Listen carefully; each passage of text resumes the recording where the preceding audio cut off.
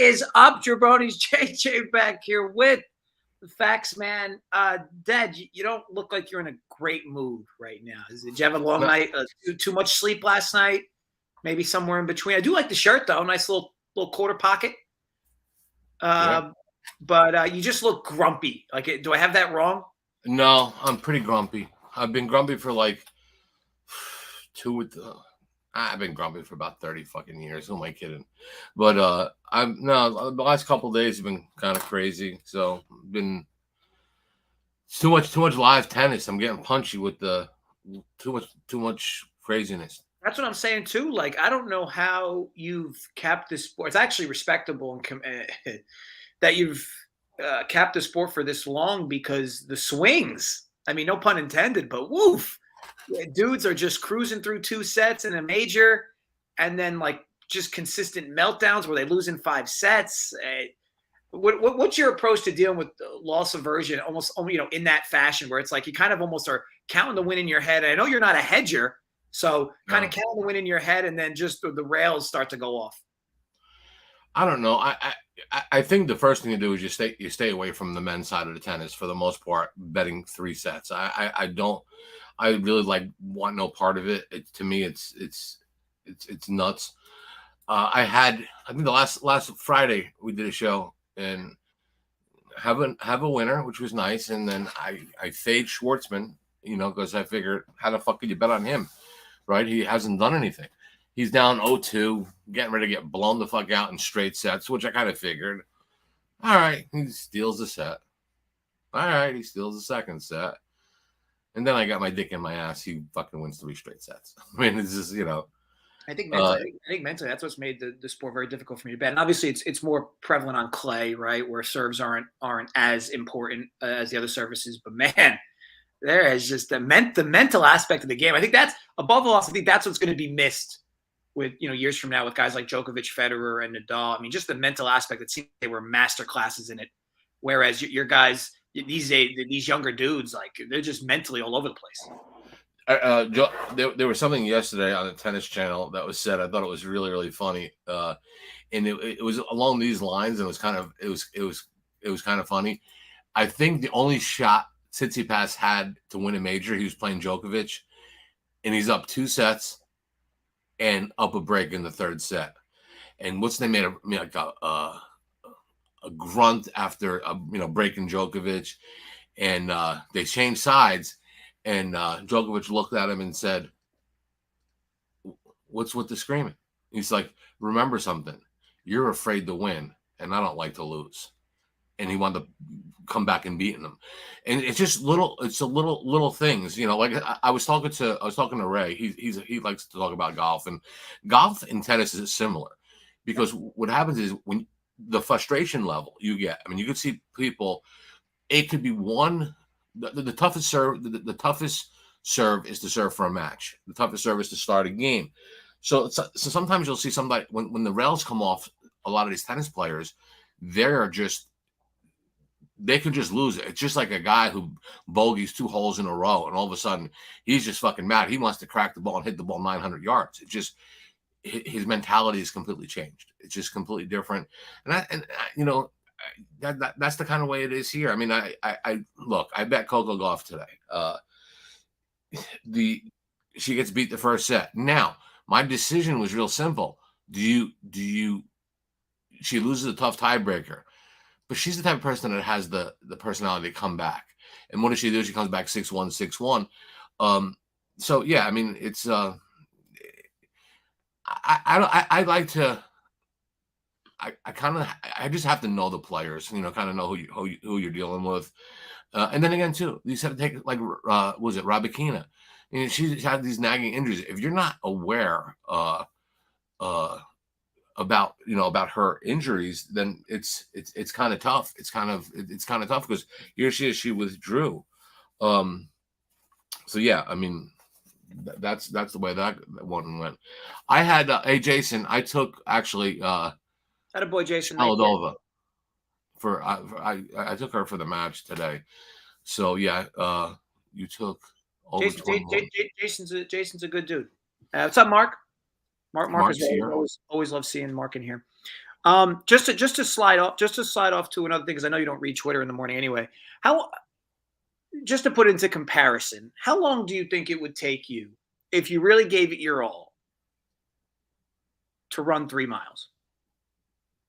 And I use the word run loosely, right? So how long would it take you to get done with 3 miles? I don't. Well, I'll put it this way: in 10 months ago, it would have been impossible. It would have been impossible to even try. It's probably impossible now because I would have no need to do it. But I don't. The thing with me is, I've lost. I think I've gotten to 68 pounds where I lost. So my body feels stronger now. I'm pretty sure I can do it. I don't know how long it would take me to do it, but what happens with me is I have knee damage that's bad. So I could, like, when I had to take a stress test, right? And I'm not like tired to do it, but what happens is my legs don't hold up long enough for me to get at a certain rate. So I mean, I could walk for forever and be okay, but sometimes doing certain things I have like a spot of arthritis, that's really, really bad in my knee. And sometimes the pain is really, really bad. Sometimes it's not. On a good day, how long would it take me to do it? I don't know, 30 minutes. Would that sound normal? I would think so. Just so you know, your son did a 3-mile run 2 days ago. You did? And I did it in 54 minutes. For 3 miles? 3 miles, 54 minutes strong. And how much did I say I would do it in 3 hours? You said 30 minutes. Yeah, I mean, fucking give me a moped. I'll do it faster than that. I want to be very quick. 54 minutes is an awful time. So it is an awful time. It's an awful time. So you're not very athletic. No, you're athletic. You're more of a like, put you on a spot, hand you a basketball, and like shoot jump shots. Like, you're more of like a, put you in a 3-point shooting contest. Like, you can bowl. You're a good bowler. But like, again, I could hit a baseball 450 feet. You can't hit one 450 feet. I can hit a baseball I can hit a softball 350 feet. Okay. If I'm you, this is just me giving fatherly advice. Hitting a softball 450 feet will not pay your fucking electric bill. I'm just saying, you're reeling up. I mean, I'm serious. You should concentrate right now on, okay, I got a baseball game today. How do I want to fucking this cat? I guess, back in the day, everybody tried to, I'm trying to do different things. And, I don't know. I don't know. I just, to me, I try to do the things that matter. Like, I always get like these guys. They're like, "Hey, I bet you can't do like fucking X amount of push-ups. I can't do that." I said, "There's no need to bet. Bet me something that, like, what am I going to do? I'm going to put a fucking plaque up in my room because I did it or I didn't do it? No. I mean, you want to make me a bet that I'll win 63% of my first 5-inning bets in baseball. We can do that. And you know what? I don't think I've bet an entire baseball game all year. It's always been first 5 innings. That's good. It's like betting a KBO. KBO, you can't bet full games. I mean, you can, but you don't. No. The first. So I got to ask you this question. So I'm ready to pull a trigger on this. So this is baseball first, guys. I did not do this, but I'm tempted to do it, and I'm trying to get convinced why. So I'm looking at the St. Louis game today, right? And that fucking mutt monk. I can't stand Montgomery. I know. Just hear me out on this. So I've been doing this thing, handicapping first half of baseball. That's computer shit. No, I got a new one. Abe, I got a new one, buddy. Let's see it. Showcase it. Let's see it. Look, see? Look at that. You did get a brand new one. You say you're vain. You say you don't get affected by things like that, but you do. No, Abe, when I didn't have the money and your wife said she'd blow me to buy me a chair, I was like, well, why not? 2 birds with 1 stone. Hey, let me ask you a question. When somebody asks just a question that's kind of flirting the line of a negative question, why does it always get personal on your end? Like, you don't know. Abe is not my buddy. Abe's not my buddy. He knows what he can get away with me, and I respect that. So me and Abe, we're yin and yang. Okay, so Abe's cool. Abe can say stuff to me. It's these other jerk offs that come out of clear blue sky that I don't know that they say shit. Well, I mean, you say that, but in another breath, Abe made a simple comment, and you already go right to your wife blew me for the chair. Well, yeah, she offered me $86. That's what this chair costs. So, I mean, how do I say no? I keep Abe quiet, and I get a new chair. And yeah. So going back to baseball, this is a sports talk show, not about where my ass is. It's shower time. Shower hour. That might be a comment towards Holden. Do you know Holden showers like once a week? Really? I'm really surprised. I thought it'd be once a month. That's actually good. I got to tell Holden. I'm gonna text him and say, Holden, your two friends were looking for you today. Soap and water. He doesn't look like a dirty. Yeah, go to the baseball game. Sorry, I keep derailing you. So yeah, I agree with you. Montgomery's a mutt, but I like to find little things. So I said, you know what? I know St. Louis blew a lead last night, and it seems like I've been making money betting like first half St. Louis. And they've played better as of late. So I look and I said, okay, in the last 7 games, St. Louis has given up 0 runs. This is to the first 5. 0, 0, 3, 2, 1. It was 0 going into the bottom of the 5th against, I think, Toronto. They gave up 4 and then 0. And I'm saying to myself, okay, so this team has given up 10 fucking runs in 7 games through first 5 innings. That's a run and a half a game. So why am I betting St. Louis? Well, then I say, okay, because Montgomery's pitching. Then I look at Montgomery's numbers, and he is a gas can in the first 5 innings. But those are tough stats. Those are tough. I mean, if the team's giving up 1.5 runs a game and you're not winning, well, they've been on the better side of variance, right? Because the way they started the year was dog shit, and then they went like 3 straight weeks without losing a series, and now they're kind of playing 50-50 ball again. But yeah, I mean, their pitching is a lot better than how it's looked. I mean, look, I shit on Montgomery any chance I get, but in reality, he's better than he's looked as well. Pittsburgh's I think like top 10 in the league against left-handed pitching. Not that totally matters, but it's just a weird. Like I looked at the game, I wanted to bet it because Cardinals have been trendy for me, but it's like, so what do you say? You saying lay the first half run, first 5 with the Cards? I was gonna do it, but then again, I looked at Montgomery's numbers, and for me to make a bet, it's kind of different. I have to look. Everything has to kind of line up for me. If I got 6 check marks and I see good, and I see 4 things that look really, really good, but 2 things that seem really, really bad, them 2 things that seem really, really bad will be the things that will cost me money. I'm not saying you're going to get a perfect 6 all the time, but oddly enough, I've done really, really well in the French Open, which I expect to do, but I've been on an unbelievable tear, yes and no, in will a run be scored in the first inning. So I'm just taking pictures. I'm taking pictures that have had success.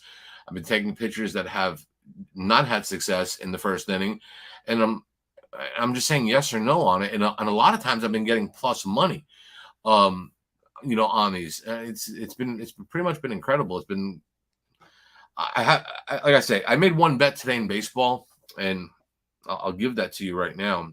That's good because I made 2, so we'll round it out to 3. Well, yeah. I bet Texas minus a half a run minus 120 with Haney. Okay, his last game he goes 5 innings, he gives up 0 runs and 2 hits against Baltimore, and play in Baltimore where the ball was carrying and runs were scored. That was pretty impressive to me. I seen the game. Game before that, no runs, 1 hit after 5 innings. Game before that, 1 run, 1 hit after 5. Haney in his last 3 starts pitching 5-inning baseball. Has given up just 1 run in 4 hits. They're home. They got the better pitcher. They got the better lineup, and their run production Texas's run production is as solid as you can get. Seattle is sending a guy to the mound who I think is making his major league appearance. I don't think there's no data on him. I mean, he's probably some kid from fucking Tacoma coming in or double. Just so you know, I do think he's a pretty touted prospect. Not that that might matter to you. Again, you throw a prospect on the road in a place like Texas, where a team they hit fucking everyone and everything, and I lay a half run at minus 110 with a better team and a pitcher who's proven to me that through 5 innings of baseball, he doesn't give up any runs. I mean, if I lose, I lose, but I mean, I'm not gonna let that. He's dominant early, and like you see this a lot. I mean, you see these pitchers that who's my guy, Hunter Green, same thing. You know, he seems to be really really good early. Who's that rat pitcher? There's one rat pitcher that I was watching the game yesterday. I was flipping. I had the game, I just can't remember, but they said like his ERA through the first 3 innings of the game is like 1 point something, and then from the 4th inning on, it shoots up to 6. What they're basically saying is the first time around you don't get him, but you see him twice, you'll fucking annihilate him. And I think that's one of the things that I look at.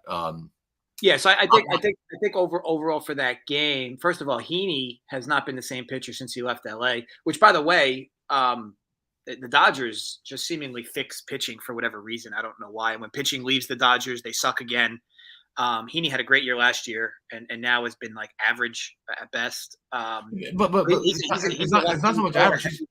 The numbers are in front of you. You see what he's doing.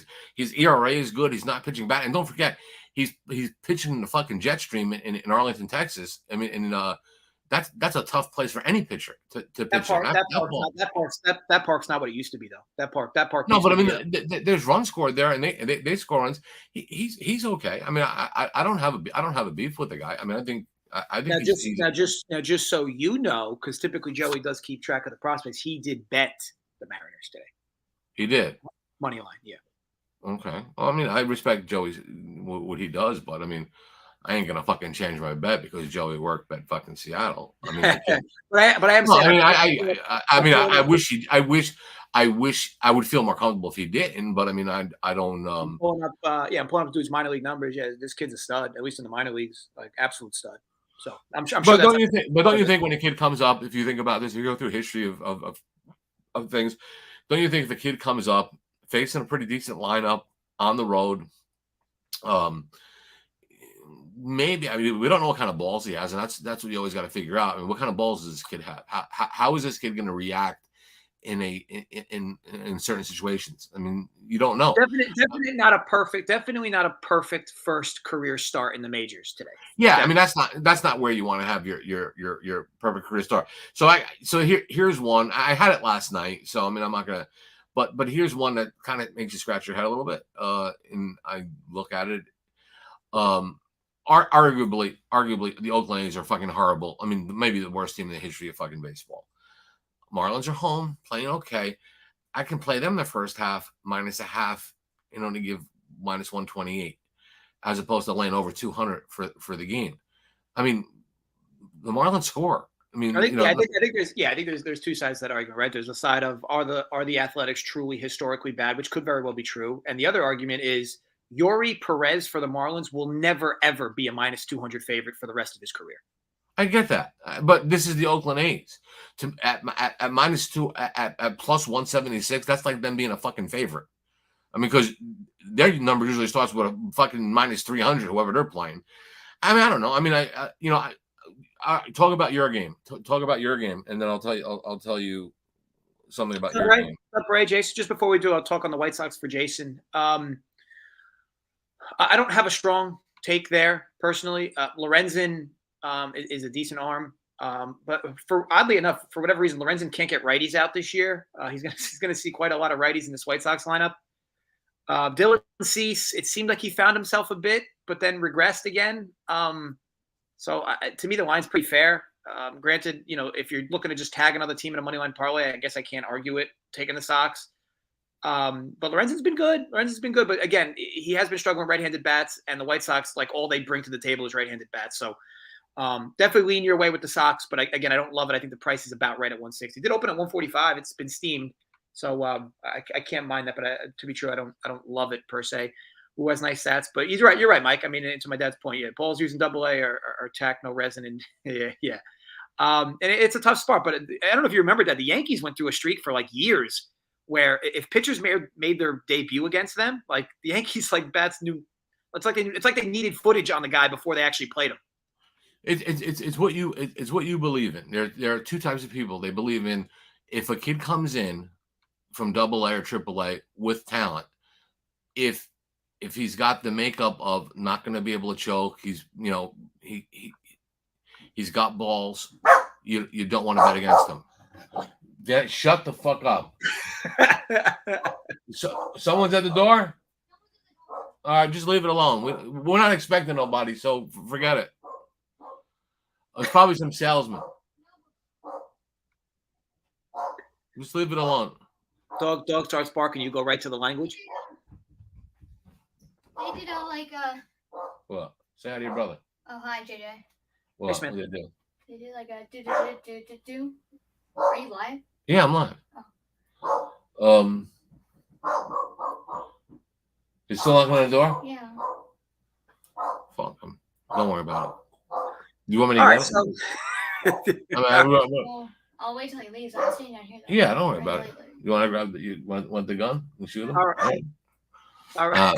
All right. So, I'm kidding. No. So based on what you were saying was some get stage fright, and that was always the big thing. A pitcher comes in and goes in, certain ballparks to get stage fright. Certain pitchers come in and it just rolls off their back and like it's nothing. And there's always the thing: do you believe if you have no data on a pitcher, you don't know what he has, you don't know what his pitches are, is that advantage pitcher because you don't have a scouting report on it? Okay, so yeah, I mean that from that standpoint that could mean something, but I don't know. I'm not a big. If a guy makes his first start, I just think he's gonna what do you call it? Is he pulling away in the truck? And is there any sirens on the car? Samantha, if it's the heat, let me know. You got to cover for me. I'll tell you what, Landa. Yuri's definitely a decent arm, but he's currently on the Marlins. Okay, you draw up a scenario over the next 3 years where he's going to be a -200 favorite against any team other than the Athletics. I'll take you up on that offer. Why can't you just say that? Why can't you, instead of saying that he'll never be that? That's great, but why can't you say, well, hey, the fact of the matter is, good. The guy got a break. He's pitching against a shit team. So the greatest pitcher, the not greatest pitcher in the world, is going to be playing against a team who can't hit. Advantage us. Advantage us. Sure. Well, keep in mind though that I'm a market, like looking at the market guy and who in their right mind on any given day is betting the Athletics. So from that standpoint, you just know inevitably every day whoever's playing the Athletics is going to be taxed by an extra 30 to 40 cents every day, extra 30 to 40 cents. So a guy like Yuri Perez, I'm not saying he doesn't warrant ever being another -200 favorite. In theory, it could happen. But I'm saying that in this spot, he probably shouldn't be that big, but he has to be because the sports books are taking a stance of, we don't even care. You want to keep fading the Athletics, fine. But we're just going to keep taxing you more and more every day the more you want to do it. Yeah, I mean, that's true. Berrios road game versus the Mets.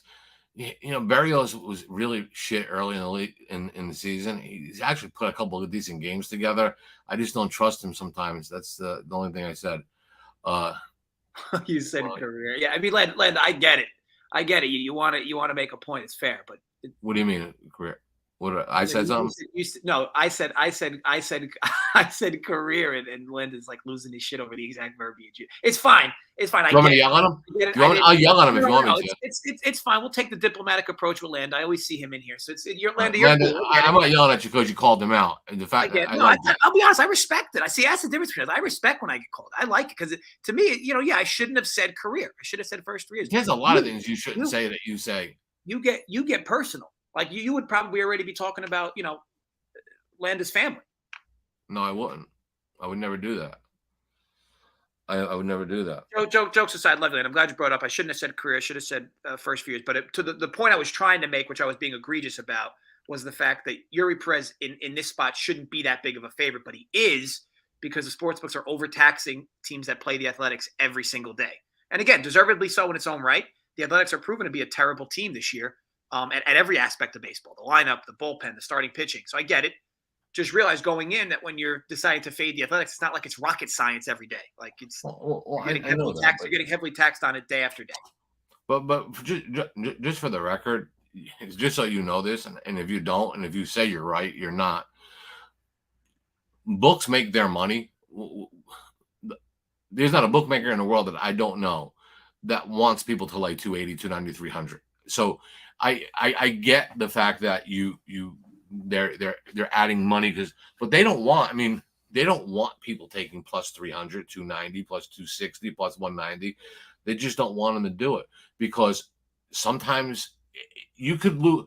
A guy could be betting favorites and grinding out, $1,000, $800 a week, and he goes. You get a couple of teams that go south and some bad teams that have a good week. Guy could lose $50,000. It just happens. It's like, you compound two underdogs in a parlay. You turn a toothpick into a baseball bat. It just fucking happens. Why would you want to do that? Books don't want that. They say, hey, look, you know what? You want to go ahead, lay 300 today. We'll pay you the 100. Lay 300 tomorrow. I guess my point consistently is this is why before this year I bet like 3 total Dodgers games in the last 2 years. Like I just consistently the three to five most trendiest teams in baseball on a daily basis and the 3 to 5 least trendiest teams in baseball. I don't even like to bet their games. I just know I'm paying more of a tax in either direction. They haven't lost. I think they haven't lost a season series in 2 years. I mean, they're unreal. I mean, I don't know how they do it. They got this like crazy. There's some like crazy numbers that like when people think at like that the Mets this year have 1 home run in the first inning. 1. 7 players in baseball have at least 2 themselves in the first inning. Not teams, 7 individual players.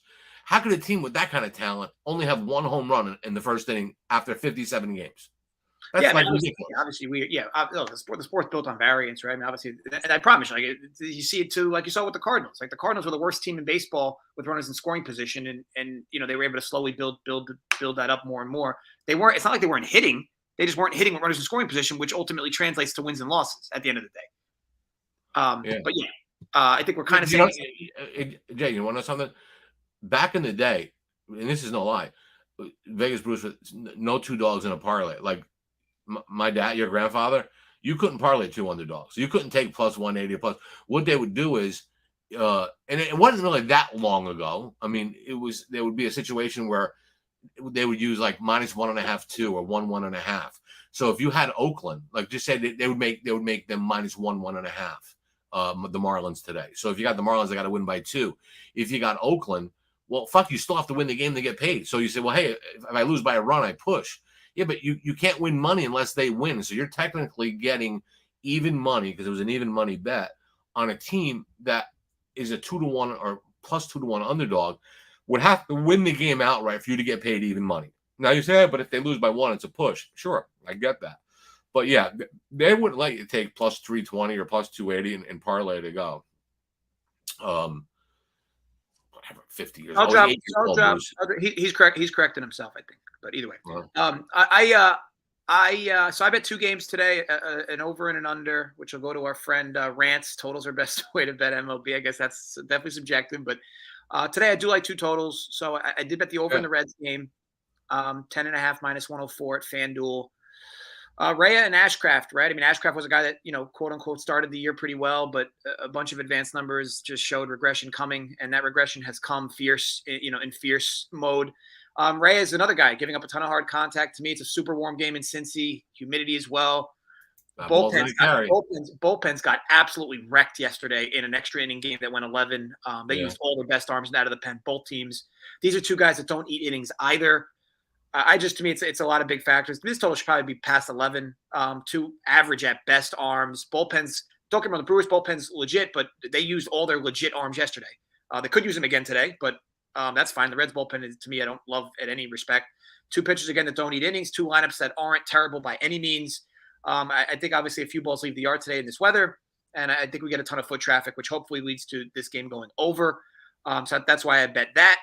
And then on the other end, the Dodgers-Yankees, I bet this under. I think it's a great spot for a progression to the mean for both pitchers. Garrett Cole's given up 5 earned in back-to-back starts. Very, very unlike him. And despite doing that, his ERA is still under 3. Michael Grove, coming off the disabled list, pitched really well in his 2 rehab starts. They showed increased velocity. And he's another pitcher that is not a guy that hangs an 8.44 ERA. Even in his limited appearances this year in Major League Baseball. The advanced stuff has him around ERAs of 4. Yankees lineup is nothing to be crazy about, especially once you get to the middle of the back of it. I just think it's a total that seems padded for the weirdest of reasons. Garrett Cole's coming off a few bad starts. Michael Grove makes his return off the disabled list. Just seems like a spot where, you would think over makes sense. But again, to me, this number is padded. What's the total on it? 9. Yeah, that's high. I mean, I looked at the game and I said, okay, I can get arguably the better team at plus 117 if I was going to play the game in the Dodgers, but I could also get that in the first half. Garrett Cole, last two starts, 11 innings, 11 runs, 4 home runs, and 4 walks, unlike him through the first 5 innings. So he gives up home runs, and the Dodgers can hit home runs. They got some pop on the left side. What was it, Muncy and Freeman, and Betts hits right hand as well. I mean, I would bet the Dodgers. I'm not saying the Dodgers. I don't have an opinion on the total, but I think you're a big value guy. If I'm getting the better team and a pitcher who's kind of not having his Betts. I'm sorry, and is not having his might be struggling a little bit. I don't, and I'm a Yankee guy. I hate fucking Dodgers. I'd be rooting for the Yankees all day long. But yeah, so I'll root under there and just hope. Like I say, if you get through, if Cole gets through, okay, then it would be. Let's go back. Even just, I don't want to say historically, but let's go back. Let's say 3 years. How many totals you think Garrett Cole has been involved in outside of like Coors Field or Cincinnati that have been 9? No, but I mean, I think what it's showing is there's something not right. Like when Cole goes bad, it's always something that he goes on the injured list after 2 or 3 bad starts, which basically tells me he's not disclosing what's bothering him, any kind of discomfort or whatever the case is, because it's not like him. When he's on, he's completely on. I'm not saying that's not the case. He might have just ran into a couple of hot hitting teams and give up some early runs. He tends to settle down, which is fine. Also, by the way, part of that cap as well, opposite of the Cincinnati end, both top end bullpens are ready to go today. And you might look at the Dodgers pen and see that they're actually bottom 5 in baseball in ERA, but their actual closeout guys are some of the best in baseball. Like their hold guys and their closer, all ERAs of sub 2. It's their long relief guys that have just been mauled in all sense of AAA. And the Yankees actually have the best bullpen in baseball statistically, whether you could believe it or not. Statistically, number 1 bullpen in baseball is the New York Yankees. And so again, if you get your typical 6-7 innings out of Cole, if you do, I want to be clear, I'm not expecting a huge start out of Grove, but if we can get like 6 innings, 3 earned out of him, I feel pretty good about this bet in total. So we'll see. I just think we have a lot of advantages our way there at that number. Yeah, I think so too. So yeah, I put some money down on Texas for the first half. For tomorrow, I'm gonna give you a tennis match. Who goes for the cycle today? What's that? Who goes for the cycle today? Oh yeah, that should be an easy one. So as I've said on many occasions, tennis with me, I'm a very big head-to-head guy. I like if you can beat somebody or she can beat somebody a lot, that's really, really important to me. I know sometimes you got to pay the price when one tennis player owns another tennis player. So I'm looking tomorrow, 5 a.m. My girl Kazakina is playing my other girl, Svitolina. She's the one that married the black guy, Monfils. So it's 8:30, by the way, that match. Oh, is it 8:30? Yeah. What are you doing? That's 8:30 Eastern. I was doing Pacific, but that's fine. Anyway, so Kazakina 0-6 head-to-head lifetime against Svitolina. 4 of them were in straight sets. Completely dominates Kazakina. Svitolina does. The thing is, do a little more research, and I say, okay, well, these are from the years of like 2018 to 2019, 2020, when Svitolina was a top 5, 6, 7 player. She's never faced her being ranked less than the 9th best player in the country, in the world. So Kazakina is playing well. These odds makers aren't stupid. Why is Kazakina minus 176 against Svitolina? I don't know why, but I do know she played a long match yesterday. She's needed 3 sets to win some matches. At this point, tomorrow, not with the past, not with the rankings, not with any of that, Kazakina will be the better player on clay, and deservedly so. So I will overlook that. I didn't realize. Yeah, I didn't actually. When we were talking about this prior, I didn't realize Kazakina was the favorite. I thought Svitolina was the favorite. So no, Kazakina is the favorite. So I always look at it like this: when somebody's like, "Oh, hey, Facts, there's a mistake. They got so and so like at minus 140, and it should be pick. Okay, I mean that to me is what you would call value, an edge. But you don't take somebody that probably has a lifetime of being minus 200 or 300 as a favorite. Now is the opponent is minus 176. So there's something. Do you honestly believe that it even mattered? Like the last time these two played was 2.5 years ago, and exactly. every other match before that was 7 years. Like the head-to-head doesn't even matter. I know it doesn't matter. Well, it does matter somehow because you know a particular player. If you beat a player 6 times, you pretty much know where to strike. What do they say? Go to the backhand. Go to the backhand. Go to the backhand. They can't. This one player struggles against the backhand. When you're serving, hit her down the tee. That's where there's the problems with her. Hit a spot, hit a corner. Keep in mind though, these players are at different parts of their career-wise, right? I mean, I think Kasatkina right now is a better player than Svitolina. She might not be in a month from now, but this girl just spit out a kid and she's been off for a fucking year. She's played well and she's playing very, very well, but I don't know.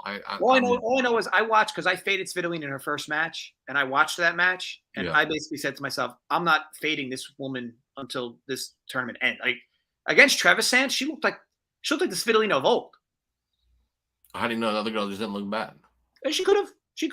I guess what I'm saying is that's a pretty thick line. So let me ask you, what's the bet then, McCass? Because she's minus 185. So what's the bet? I laid the one. I laid 176 early. I'm not going to get involved with games because what happens with Kasatkina sometimes if she's down and if she could win the first set, and if she's down in the second set, she's not going to use her energy. She's going to just save it for the third set. She's not going to turn around and just go fucking run around. Anyway, the over under on volleys in this on volleys in this match will be 3.5. No, you won't see anything more than 3.5 or 4, especially when Kasatkina plays.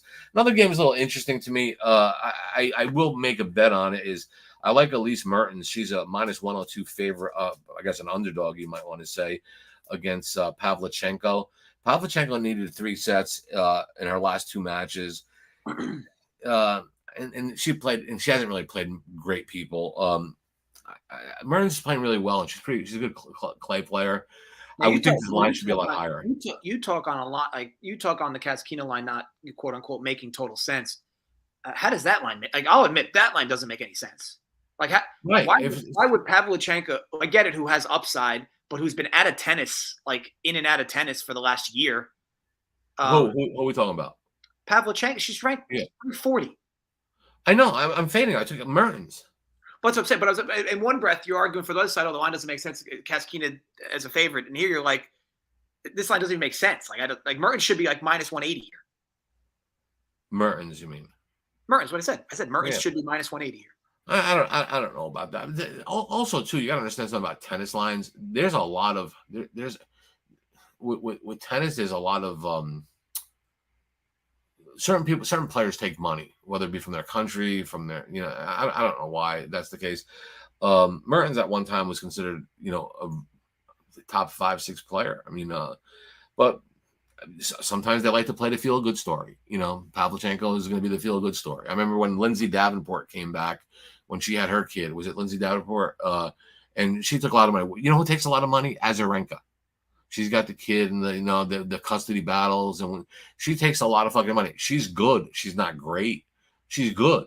She takes a lot of money. I don't know why, but she does. People like. Oh, I get. Okay, so I see. Okay, so Pavlyuchenko beat Potapova, which is actually a really big win. I didn't really she beat Potapova. Yeah, I mean it's a pretty big win. I mean, there's no question about it. And she beat Samson. Okay, so I didn't realize she's taken down some good players in this tournament. She has. But they've been in 3 sets. They've been long matches. I think that might catch up to her here. Okay, I think it's going to catch up to her here. That's how I'm looking at it. I got Elise Mertens playing maybe the top 4 or 5 tennis players in the world in Pagula, and beat her 6-1, 6-3 like she was fucking standing still. Yeah, but Pagula. Pagula is not a clay. Like, that's not her surface. I mean, Pagula is solid. I mean, what is Pagula ranked? She's a top 10 player, 7, 8, maybe. I mean, yeah, but like, has she ever had success on clay? I get it, but it's like, I mean. Well, I mean, she's been playing really, really fucking well, and she was a huge fucking favorite yesterday. I mean, I don't know. I mean, I think that's a pretty good fucking win. I think it's a good win. Wait, Elise Mertens, Pagula, 6-2. Did these two just Oh, I'm looking at. Oh, so okay, yeah, that's right. Mertens beat Pegula, She beat her yesterday. She beat the piss out of her. and well, I'll be honest, the match was a lot closer than the score because one player saved every break point, and the other player didn't. But if it's 6-1, 6-3, it's not a close score.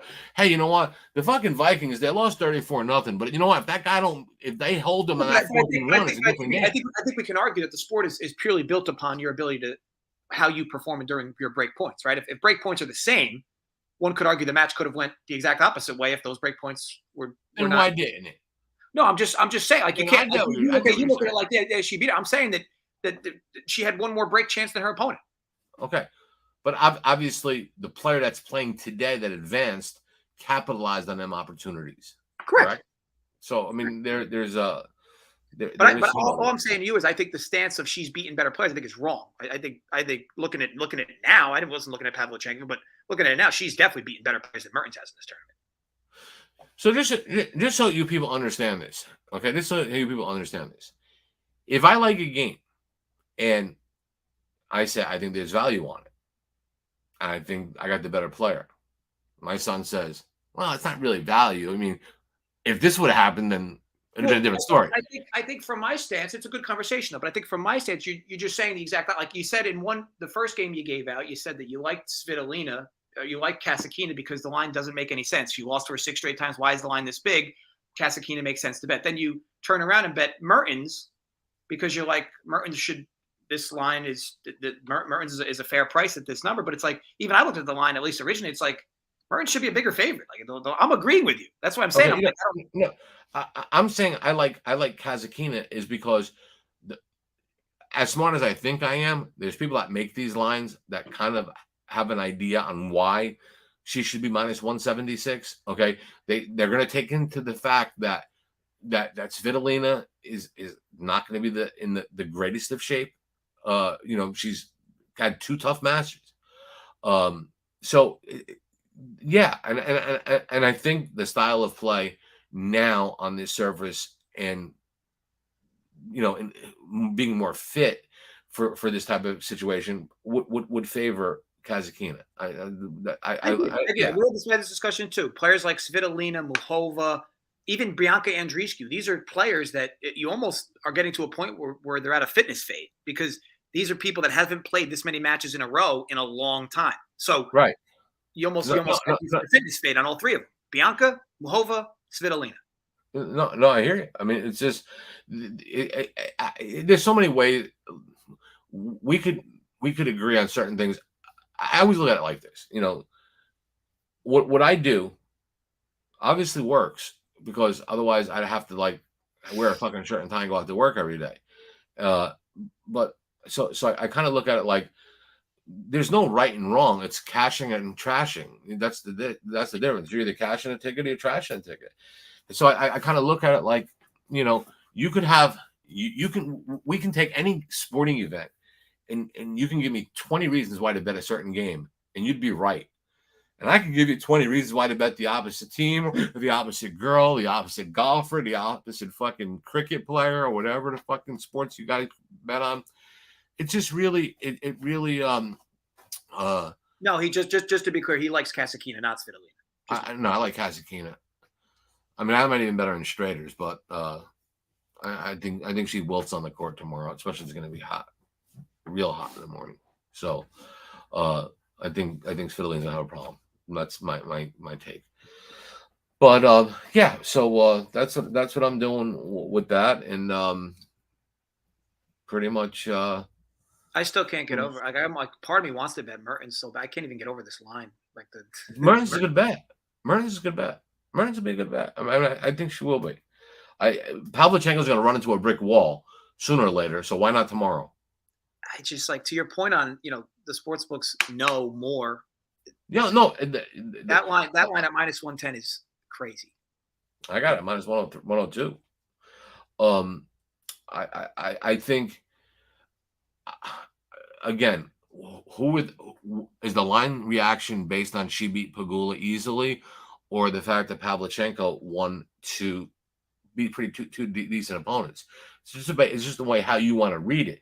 Now I'm reading it that she needed 3 sets, she won. That's great, but sooner or later you can only ride the tiger long enough till he throws you the fuck off. Okay, so yeah, I mean that's how you have to look at it. I mean that's how I look at it. Hey, I bet that Swiatek match where I needed to win 4 games the last video, and I got the 4 games in the first set, and then she didn't win a game after. I would caught 8.5, which was really, really good.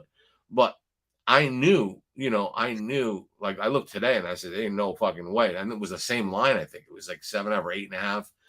And I said, you know what? Swiatek's going to be really fucking, she fucking donated the girl 6-0, 6-0.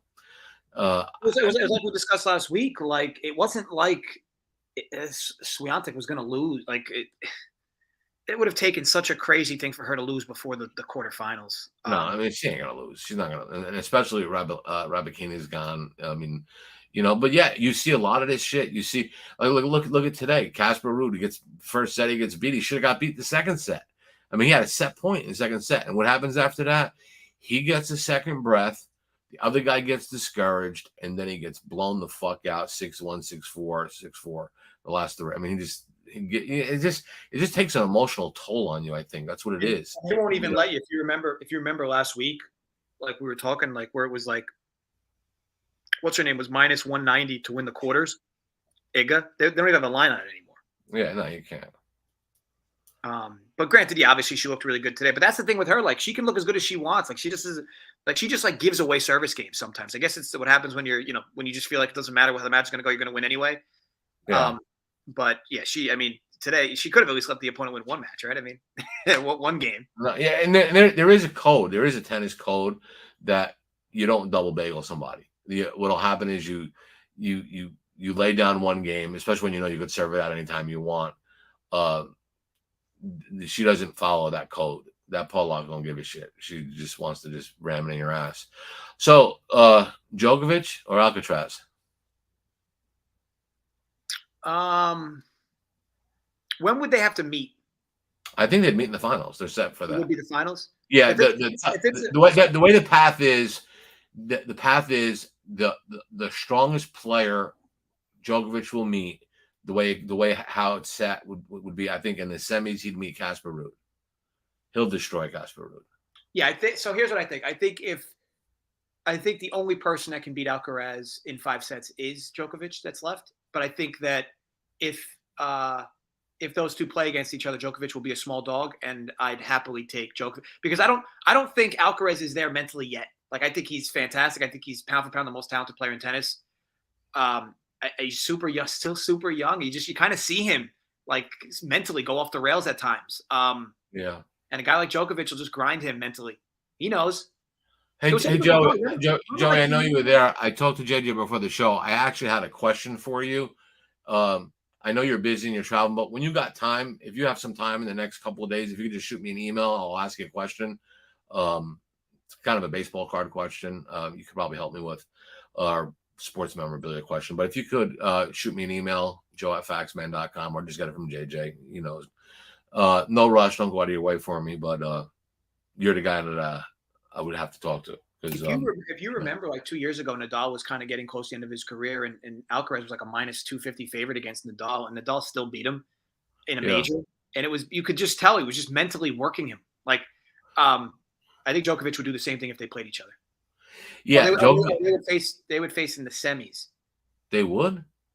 I don't have the bracket in front of me. Nick might be right. I don't have the bracket in front of me. I think they have it perfectly set up for where they meet in the finals, but I could be wrong. And Rune's good, but Rune's another one, Nick. Rune's another head case. Like, if you watch Rune when you make him struggle a bit, the dude starts screaming at his chair, at his box. Oh, Rune? They just don't make him like Djokovic anymore. Like, where they're just mentally. Djokovic has got fucking ice in his veins. That fucker. He don't care. That's what I'm saying. The 3 of them. I mean, Nadal was probably the most energized out of all 3 of them because Federer was like a garden gnome, just quiet all match. And same thing with Djokovic, and Nadal was a little get out there. But these days, all these kids, like, you see them do well, and then mentally they just rattle themselves. They don't need psychiatrists. They don't need shrinks. Yeah. So yeah, I'm going to tell you something I'm going to do right now. Okay, just so you know what I do, instead of not do anything like you accuse me of doing all the time. I bet and I'm past posting this bet in a bad way for me because I bet Andruska. I bet Andruska minus. Where is she? It's probably a small line, right? It was probably what? I got 14, 15 to 1,000 at MGM on Andruska. So she's fucking down 5 games to 1. Now, I'll live bet that motherfucker and get legitimate odds. Why? I'm gonna go under the impression that I can get serious odds. I'm gonna go under that I can get serious odds on somebody that just happen to have a bad fucking set. That's it. Just happen to have a bad set. If I lose, I lose. It's not gonna be the first time I lost a fucking tennis match. But I'm trying to see if I can find a live line right now. Okay, so right now I got plus 260. This match is a lot closer than the score. I mean, I know you say that the score is what matters, but this match is a lot closer than the score indicates. I mean, Bianca's putting a lot of pressure on her serves, and she got broke twice during deuce. Like, yeah. I'll take plus 60, right? 260 right now. And I'm not going to say I like my chances, but I think I got a good chance. I think I like my chances. I mean, I think I'll put it this way. If it goes to a third, I got plus 281 now. So, matter of fact, I might even wait until its first set is final. Is the first set final yet? No, it's 30-30. Okay. So I'll wait for the first set to be final. Then I'll get plus 300. See, because I know how this shit operates. So I'll get plus 300. And if I could win the second set, then I'm fucking home free. Because if she comes back and wins set 2, that Tersenko, whatever that fucking Eastern European whore is, she'll fold up like a cheap fucking tent. Well, I do think there's some relevance though, because I mentioned this pre-show too. Bianca, Muhova, and Svitolina fitness fades. Like I think. Yeah. So another thing on tomorrow, I know we're both Muhova guys. She's playing somebody that I've been making money with. This Alina Avinsen. She's really fucking gritty. I mean, she's been playing really, really good. And I've been watching her and I was like, damn, I don't think Muchova walks over. I mean, she's minus 410. I'm not going to bet against her. She'll probably win. But, maybe plus 5 games. I don't know. I mean, it's something like that. I try to find something. If I can find 5.5, maybe. It's not crazy. And to be honest, like that's kind of been the makeup of Muhova, right? You bet her when she's a dog and you kind of fade her when she's a big favorite. Yeah, I mean, that's very, very possible. Denver wins in 5.5, under 5.5. I don't follow NBA enough, but it does. I don't either. But I was at MGM when I bought that ticket, and it was really funny. Guy comes up to me and he says, "Hey Joe, you're not gonna believe this." I said, "What?" Before the series started, he said, "Guys, somebody's fucking crazy enough to give me.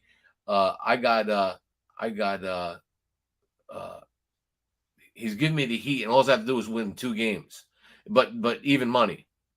I said, "Really?" So he said, "Yeah." He says, "All I have to do is win 2." So I said, "Well, to be honest with you, whoever did it really laid a fucking to you because the odds of this going more than 5.5 games is like minus 286."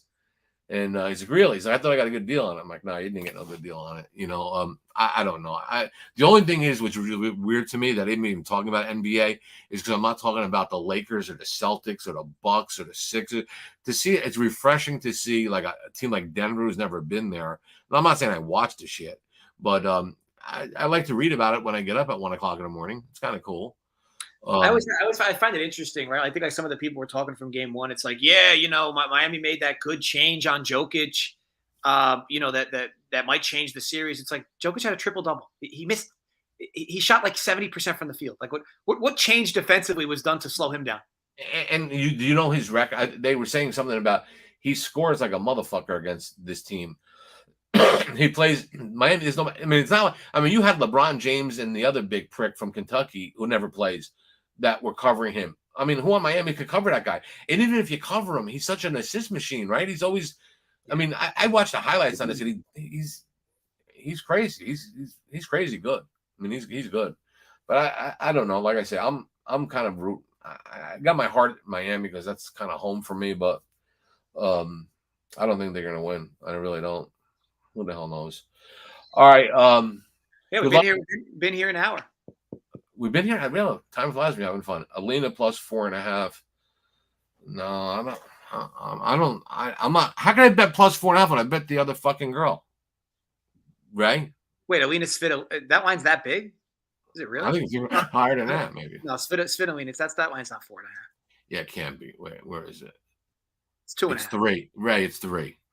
Alina's Yeah, 3. I guess maybe it's a different Alina. No, I guess it's got to be that Alina plus 4.5 plus. Well, aren't all these fucking Serbians and these fucking Croatians, whatever name Alina? Yeah, but I think. No, it's the only Alina playing. Oh no, the Alina versus Muhova. Oh, okay. Oh yeah, right. Plus 5 games. Yeah. There you go. My bad, Ray. I was gonna say, damn. Here's the thing. Ray. Got a plus 5. Yeah, I think me and my dad both agree there. It's not like we're saying that Muhova can't roll her because she can, but it's just like she's my favorite women's tennis player. I've just watched so many of her matches. It just feels like just your typical fitness fade of Muhova in a spot where she probably thinks she's going to win regardless, and you're just not going to see the best version of her. Likely, again, look, I root for Muhova more than any player because I love her. She just can't stay healthy. But yeah, I just bet 10,000 live at plus 295 on Andreescu. Oh man, I'll get my car fucking washed if I win this bet. Yes, come on. You can actually see you're a little nervous. You can see it in the veins. I'm not really. I don't really get nervous with this kind of stuff. But what happens is I get nervous when I'm really, really confident, and I'd cut my balls off and fucking I'd crack an egg and breadcrumb my balls and fry them on a fucking frying pan if Andreescu loses this match down 6-1 in the first match. That's going on the fucking line. That's giving you a 3-1 underdog right now and saying she's gonna win. But oh wait, I didn't.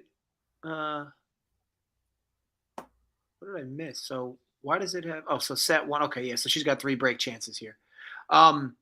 Yeah, we'll see. Obviously, Bianca holds up her serve, and we shall see. Maybe she gets some momentum back her way. It'll start with her grabbing a break, though. That's for sure. She grabs 1, she'll grab 2. If it goes, I'm telling you, if it goes to the third set, call your stockbroker, call your pawnbroker, have your wife go on a corner and suck pricks for $20 a piece. Whatever you need to do to bet fucking Andreescu in the fucking third set, do it. You don't have to do that about your wife. I mean, that's kind of out of line. I should have said that. I mean, you people are married. Any final notes for the class?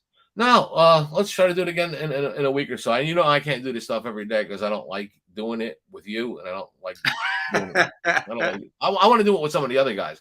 Like I like to do it with what's his name? He's not even here today.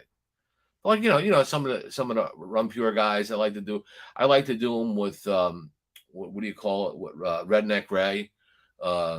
Ray's my man. I'm sorry. I mean, he's fucking chews tobacco. Ray's here in the chat. Yeah. Sure you think I give a fuck? Right off the chin. What? Yeah. You think I give a fuck? Why you think I wouldn't say it? I would say. And by the way, I don't know if you missed it. Joey said he emailed you 2 months ago. You never responded. So you had the wrong email. Joe@faxman.com. And I don't know what DMs are or fucking Discords or fucking any of that shit is. Just shoot me an email or a PayPal. I mean, whatever. Email joe@faxman.com. I'm pretty sure no one else has it, that email. But yeah, if you can, then I'll give you my number. I don't want to give you my number here because. And can I understand? Maybe you're like the wrong person to ask this question, but no, I'm not. Try me. Tennis Channel Plus. Yeah. The subscription. Why is that like a monopoly for the French Open? Because Tennis Channel Plus has every match a minute and a half on delay. Every match. That's why I don't watch it. I can, and not only that, what do you call it has it on now? YouTube has it. You can watch on YouTube. Why would you? Like ESPN, like when ESPN does the US Open, like it's like maybe 5-second delay. Like not much. No, it's at least a minute and a half delay. You're right. It's silly. And how is the technology not upgraded enough yet? Like it's 2023. Like this isn't 2010. Do you know why that is? You want to know the exact truth as to why it is? Is because people are now the books now. But they're the only platform. They're the only platform that it's delayed. Every other platform, it's not delayed. I understand, but you can bet the score after 2 points. But that can't be how could that be? If that's the reason, then no other subscription service would be that far delayed. I told you, ESPN for the U.S. Open is 5 seconds delayed. 5. Tennis Channel Plus for the French Open is a minute and a half delayed. Actually, actually Tennis Channel Plus for every match, whether it's a major or non-major, is a minute and a half delayed. Their technology is just brutal, and I don't understand how they're a monopoly for this tournament. Unless maybe somebody in the chat knows a different place to watch the tournament. But I don't know. I mean, I could watch Ethiopian soccer, and I'm on point. Well, truth be told, if you bet the match, you can actually watch the match through the Sportsbook app because they'll actually give you the match via the Sportsbook, which is basically 3 to 4 seconds delayed. I don't understand. Like, and of course, I'm the idiot that's paying Tennis Channel Plus for the subscription, watching these matches on a 1.5-minute delay. You want to know the best place to watch it to get as up to date as you can? You put on this, like you said, the Caesars app. The Caesars app is awesome. I mean, someone's serving, someone is like bouncing the ball, and she's already got the point. You know what I mean? It's like, and my wife was watching the Wawrinka match. Said, "Come on, Stan, ace." I'm like, "Ace, he just double faulted." She's like, "What are you talking about? He didn't even serve yet." I said, "Watch," because I'm watching it on the Caesars app. You bring up a good point though, because the same thing with FanDuel. Like if I watch a match on FanDuel, I literally have to put like a screen blocker. So it blocks the score, so I could just watch the match instead of, because you're right, that the score updates before. For the squeeze, you do this for the squeeze. You put this on, like put that, like hide it when you do the squeeze on the game. Because what you want to do is when I get up in the morning, I don't know the score, so I get up like 1 or 2 o'clock, and then if I got like they said the Blue Jays, and I'm like, oh, it happened the other day. It was a game. I see a 1. I'm like, yes. Until I see the other one, it's a fucking 0. Like, how do you lose a game? How you lose a game that way? You see the 1. Thinking your team's going to score more than 1 goal, but yeah, you got to be able to hide that, and that's exactly right. You have to watch both of them. Bianca just can't figure out her serves today. It's fucking crazy. We'll be okay. Bianca will be okay. If it's not, I lose twice. Who gives a fuck? Tomorrow's another day. I throw a notebook onto you, then the video will cut. The match ends. Very true. But yes, with all that said, Joey, I guess look out for an email from my dad. No, Joey's going to email me. And then I just need him for 5 minutes because he's the man. He's the man with the plan. But other than that, thanks everybody for watching. The show went a little long. Hope we found it somewhat informative in whatever way you could have. Yeah. But I'll give out a few baseball bets. Obviously, some tennis talk for tomorrow. I'll be back tomorrow talking baseball with Joey, Holden, and Gary. He's going to do DFS, and then the NASCAR show as always. But look, until then, don't forget, guys. Don't forget the NASCAR show. That's key. It's vital. Okay, please tune in. And if you like the NASCAR show, give a thumbs up. If you don't not like it, take the thumb and stick it in your fucking ass. I'm getting out of here. It's well put. Thank you. I got to find out who's at my door. Bye. Stay safe. Run pure. See you guys next week. Pure.